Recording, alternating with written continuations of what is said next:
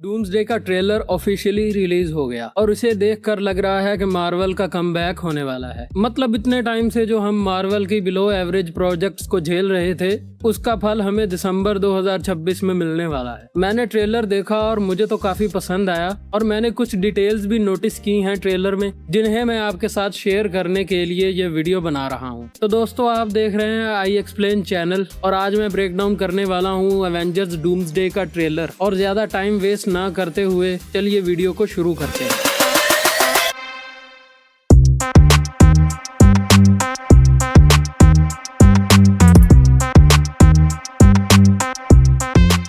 तो बेसिकली ये ट्रेलर वही ट्रेलर है जो मार्वल ने कॉमिक कॉन में दिखाया था और हमने तो सिर्फ इसका डिस्क्रिप्शन ही सुना था, लेकिन अब ये ट्रेलर देखकर बहुत सी डिटेल्स नोटिस की जा सकती हैं, जिस पर एक एक करके बात करते हैं। ट्रेलर ओपन होता है एक्सेवियर मैंशन की नेम प्लेट से, जो हमने एक्समैन वाले ट्रेलर में भी देखी थी, और नेम प्लेट पर खिड़की से लाइट भी गिरती है। मतलब यहाँ कुछ तो मेजर इवेंट हुआ है। ये शॉट देखकर समझ में आता है कि एक्सेवियर मैंशन पर अटैक हुआ है या ये इनकर्जन का इफेक्ट भी हो सकता है, जो अगले शॉट में एक तरह से हमें पता चल गया है, जहां हम professor x AKA Charles Xavier को खिड़की से बाहर कुछ विटनेस करते हुए देखते हैं। पहली नजर में तो ये बस एक येलो ग्लोइंग लाइट लगती है, लेकिन गौर से देखो तो ये एक और अर्थ है जो एक्समैन यूनिवर्स की अर्थ के साथ कोलाइड करने वाली है। अगर आप लोगों को नहीं पता कि इनकर्जन्स क्या होते हैं तो मैं शॉर्ट में बता देता हूँ। तो मार्वल कॉमिक्स के मल्टीवर्स में अगर कोई अर्थ किसी वजह से डिस्ट्रॉय होती है तो दूसरे यूनिवर्स की अर्थ उस एम्प्टी स्पेस को फिल करने के लिए कॉम्पनसेट करने की कोशिश करने लगती हैं और इस प्रोसेस में एक दूसरे से टकराकर डिस्ट्रॉय होने लगती हैं। तो दो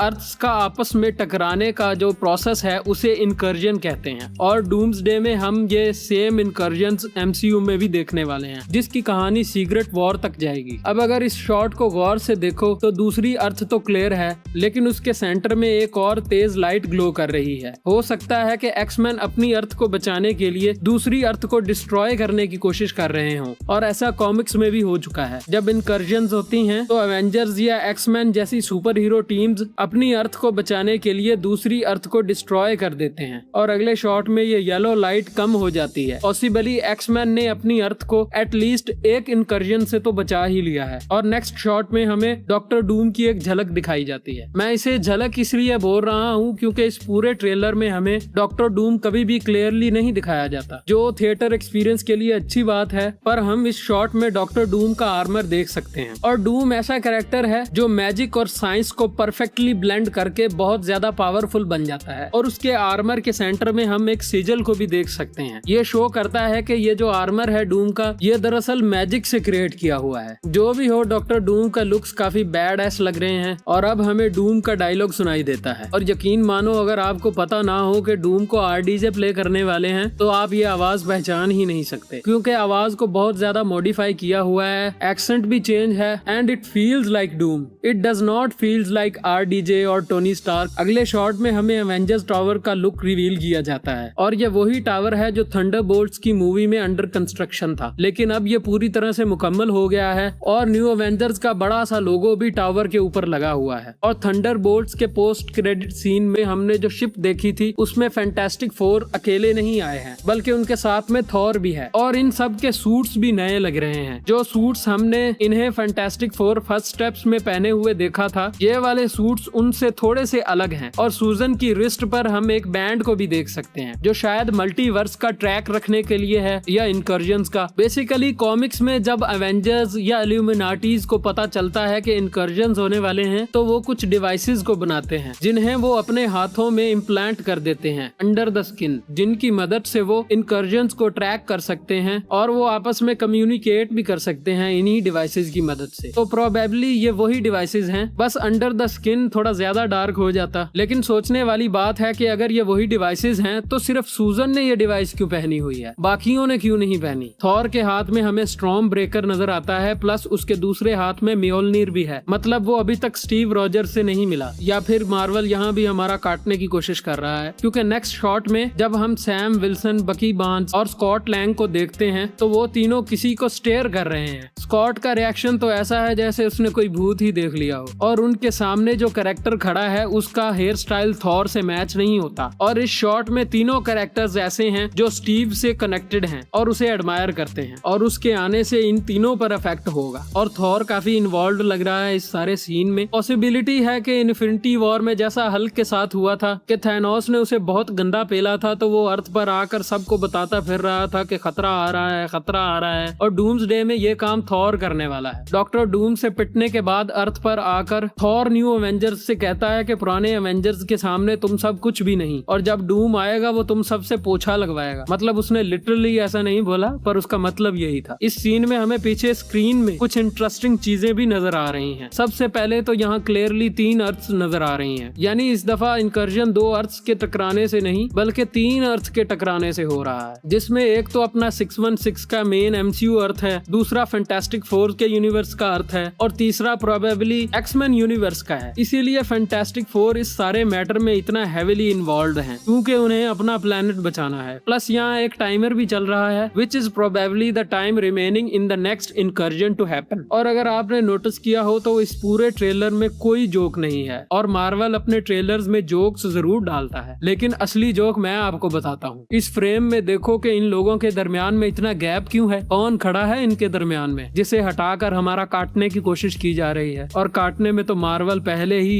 एक्सपर्ट है। खैर, अगले शॉट में हम नेमोर को देखते हैं जो अपने थ्रोन पर कॉमिक बुक एक्यूरेट लुक में बैठा है, और शूरी और उम्बाकू उसके पास हेल्प मांगने आए हैं। और मार्वल वाले हमारा काटने में इतने एक्सपर्ट हो गए हैं कि वकांडा वाले ट्रेलर में उन्होंने हमें डेजर्ट दिखाया था जो असल में ओशन है, और नेमोर ने अपने गेस्ट्स के लिए पानी को रोक के रखा हुआ है और फिर उन्हें घेर लेता है। और हम देख सकते हैं कि शूरी अभी भी वाइब्रेनियम टेक का यूज कर रही है, लेकिन हम इस सूट में थोड़ा सा ग्रीन लुक भी देख सकते हैं। अब हो सकता है कि शूरी ने टालोकन वाइब्रेनियम टेक को भी रेप्लिकेट कर लिया है। और शूरी और उम्बाकू यहाँ अकेले नहीं आए हैं, उनके साथ बेन और सूजन भी है, और इधर कोने में न्यू एवेंजर्स के मेंबर्स भी मौजूद हैं। मतलब अगर यहाँ लड़ाई हुई तो मुकाबला टक्कर का होगा। प्लस यहाँ अब नेमोर का पोज देखो एक दफा, ये काफी बैड एस और कॉमिक बुक एक्यूरेट है। ये छोटी छोटी डिटेल्स ही बताती हैं कि मेकर्स ने काफी ध्यान से चीजों को जितना हो सके उतना कॉमिक बुक एक्यूरेट रखने की कोशिश की है। फिर इसके बाद हमें थॉर वर्सेस डूम दिखाया जाता है छोटे छोटे पार्ट्स में। थॉर अपनी थंडर वाली पावर के साथ डूम के सामने लैंड करता है, जो उसके पास थॉर 4 में भी थी। उसके हाथ में स्टॉर्म ब्रेकर है, और सराउंडिंग में हमें किसी ग्रीक या रोमन मैथोलॉजी के कैरेक्टर का स्टैच्यू दिखाई देता है। अब सोचने वाली बात यह है कि ये एक्समैन वाला यूनिवर्स है, तो फिर यहाँ पर ये ग्रीक या रोमन मैथोलॉजी का स्टैच्यू क्या कर रहा है? यहाँ पर टेक्निकली एक्समैन होने चाहिए थे या मैग्नीटो। अब कॉमिक्स में क्या होता है कि जब एवेंजर्स इनकर्जन से बचने के लिए एक्समैन के यूनिवर्स में आते हैं तो स्टैच्यू ऑफ लिबर्टी की जगह उन्हें मैग्नीटो का स्टैच्यू दिखाई देता है। जो ट्रेलर में ये स्टैच्यू है ये सेंस नहीं बना रहा। पॉसिबली जब थॉर और फैंटास्टिक फोर के मेंबर एक्समैन के यूनिवर्स में आए होंगे तो उन्हें यहाँ भी मैग्नीटो का स्टैच्यू दिखाई दिया होगा, और फिर डूम वहाँ आया होगा, और फिर एक्जेवियर मेंशन की तबाही वाला सीन आएगा। जो मुझे लगता है कि यहाँ मार्वल वाले हमारा फिर से काट रहे हैं। क्लियरली सीढ़ियों के नीचे से कोई एनर्जी ब्लास्ट के साथ ऊपर आ रहा है, जो ट्रेलर से रिमूव कर दिया गया है। इसके बाद हमें गैम्बिट वर्सेस शैंग-ची के शॉट्स दिखाए जाते हैं, and to be very honest ये काफी कूल लग रहे हैं। आई मीन शैंग-ची कोई छोटा मोटा तो सुपर हीरो है नहीं, और गैम्बिट इस फाइट में क्लियरली शैंग-ची को पूरी टक्कर दे रहा है। और इस फाइट का कंक्लूजन क्या होगा ये देखना काफी इंटरेस्टिंग होगा। और इसके बाद आता है लोकी, और मैं ये उम्मीद नहीं कर रहा था कि ये ट्रेलर में ही लोकी को दिखा देंगे। लोकी से पहले हमें एक कार्ड जैसा कुछ दिखाई देता है, जिसके एक तरफ एक ट्री बना हुआ है और दूसरी तरफ टीवीए का लोगो और लोकी की फोटो बनी हुई है। अब ये क्लियर हिंट है कि स्टोरी लोकी के टीवीए को टेक ओवर करने के बाद टेक प्लेस करती है, और देखने में ये कार्ड किसी चाबी जैसी फीलिंग दे रहा है। अब देखना यह है कि ये किस चीज की चाबी है। और फिर हम लोकी को एजेंट लोकी वाले गेटअप में देखते हैं, जो किसी से बात कर रहा है। और सोचने वाली बात यह है कि लोकी ने पूरे टीवीए को टेक ओवर कर लिया है, इनफैक्ट पूरे मल्टीवर्स के थ्रोन पर बैठ गया है सीजन 2 के एंड में। तो फिर लोकी इस गेटअप में क्या कर रहा है? अब यहाँ 2 पॉसिबिलिटीज हैं। पहली तो ये कि ये लोकी का कोई और वेरिएंट है, ये वो वाला लोकी नहीं जो थ्रोन पे बैठा है। और दूसरी पॉसिबिलिटी ये है कि ये वही लोकी है जो थ्रोन पर बैठा है, क्योंकि लोकी इल्यूजन्स क्रिएट कर सकता है, तो ये गेटअप लोकी का एक इल्यूजन है। और एक दफा इस सीन का बैकग्राउंड देखो, ये किसी के घर जैसा लग रहा है। और अब तक हमने डूम्सडे के मार्केटिंग मटेरियल में किसका घर देखा है? स्टीव रॉजर्स का। तो ये मे बी स्टीव रॉजर्स का ही घर है और लोकी स्टीव की हेल्प मांगने आया था क्योंकि थॉर भी कहता है कि ये थ्रेट बहुत बड़ा है और उन सबको एक साथ आकर इससे लड़ना होगा और फिर भी उन्हें किसी करिश्मे की जरूरत होगी डूम से जीतने के लिए, जो कि वो वैसे भी नहीं जीतने वाले, कम से कम डूम्सडे में तो नहीं। अब अगले सीन में हमें एक्सेवियर मैंशन की तबाही शुरू कैसे हुई इसका हिंट मिलता है। रीड सैम को रोक कर खड़ा है लेकिन येलेना नीचे से निकलकर गन निकाल लेती है। अब पॉसिबिलिटी ये है कि फैंटास्टिक फोर और न्यू एवेंजर्स एक्समैन यूनिवर्स में आए होंगे कि जैसे 616 यूनिवर्स के हीरोज ने फैंटास्टिक फोर के साथ टीम अप कर लिया है, इसी तरह एक्समैन भी उनके साथ टीम अप कर लेंगे। लेकिन ये वो एक्समैन नहीं है जो हमने पास्ट में देखे हैं, ये पहले भी अपने प्लेनेट को बचाने के लिए दूसरी अर्थ को तबाह कर चुके हैं, तो चीजें यहाँ एक्सेलरेट हो जाएंगी। और फिर येलेना का सामना कॉमिक बुक एक्यूरेट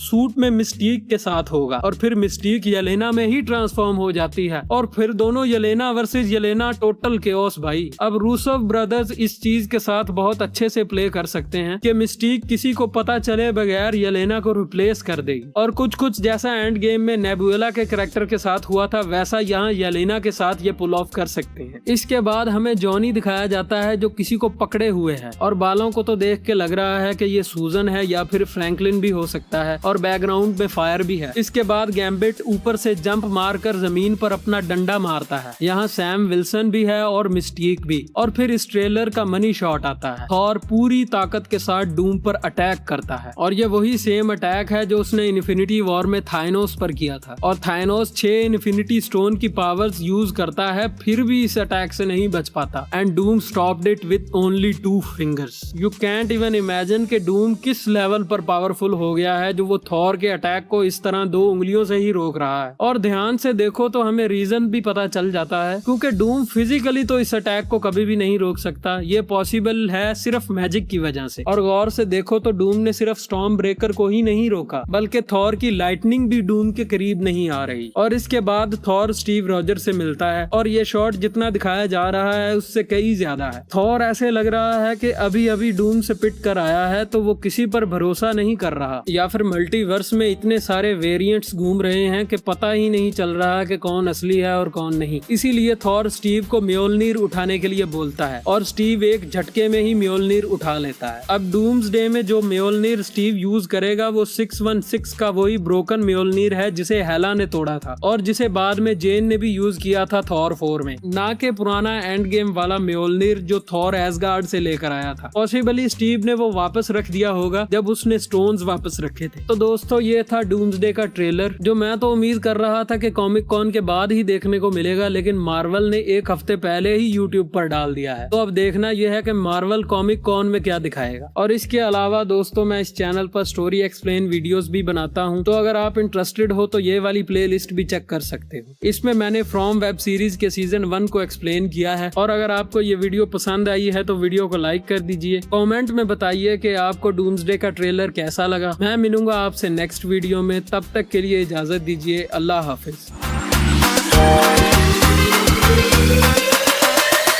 और हाँ, सब्सक्राइब करना मत भूलना वरना डूम्सडे की टिकट नहीं मिलेगी।